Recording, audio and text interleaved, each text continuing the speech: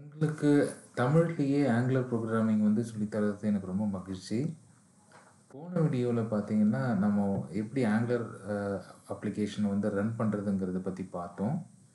So இந்த வீடியோவில் அப்படி ரன் ஆகிட்டு இருக்க அப்ளிகேஷனில் சில மாடிஃபிகேஷன் பண்ணோம்னா, அது இமிடியேட்டாக எப்படி ரிஃப்ளெக்ட் ஆகுது ப்ரௌசரில் அப்படிங்கிறத பார்க்கலாம். ஸோ நம்ம மை ஆப்புன்ற ஒரு அப்ளிகேஷன் க்ரியேட் பண்ணியிருந்தோம், உங்களுக்கு ஞாபகம் இருக்கலாம். ஸோ அந்த கோடில் தான் இருக்கும் இப்போ நம்ம. ஸோ இப்போ நம்ம இது ரன்னிங்கில் இருக்குது இப்போ இந்த அப்ளிகேஷன். ஸோ ப்ரௌசரில் பார்த்தீங்கன்னா இதை டிஸ்பிளே ஆகிட்டுருக்கு வெல்கம் டு மை ஆப்புன்ட்டு.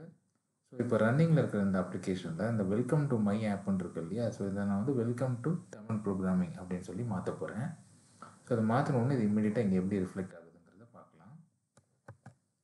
இப்போ இந்த கோடில் நம்ம அந்த பர்டிகுலர் வெல்கம் டு மை ஆப்புன்னு இருக்கு இல்லையா? அந்த இடத்துக்கு நம்ம நேவிகேட் பண்ணி போயிடலாம்.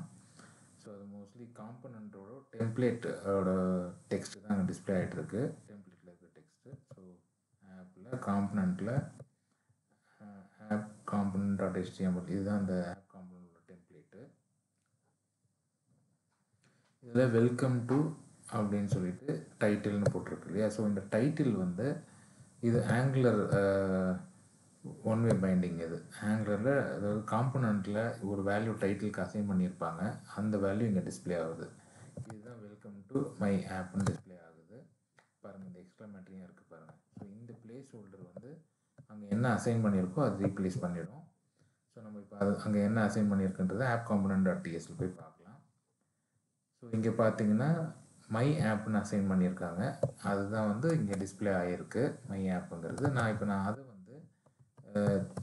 தமிழ் ப்ரோக்ராமிங்னு சேஞ்ச் பண்ணுறேன். சேஞ்ச் பண்ணிட்டேன். இப்போது இன்னும் சேவ் பண்ணல. இப்போ நான் சேவ் பண்ண போகிறேன். இன்னும் சேவ் பண்ணாத வரைக்கும் அது அப்படியே தான் இருக்குது பார்த்துக்குங்க. இப்போ நான் சேவ் பண்ணுறேன். பாருங்க, ரீகம்பைல் ஆகுது. ஃபுல்லாக ரீகம்பைல் ஆகிடுச்சு.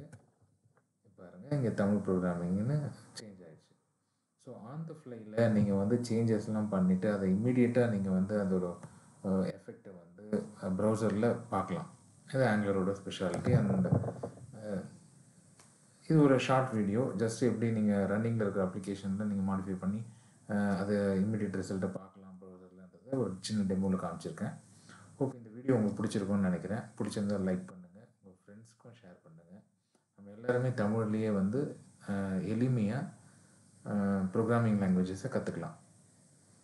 கண்டிப்பாக இந்த வீடியோவை ஷேர் பண்ணுங்கள், லைக் பண்ணுங்கள். உங்களுக்கு ஏதாச்சும் கருத்துக்கள் இருந்தால் அதை கமெண்ட்ஸில் தெரிவிங்க.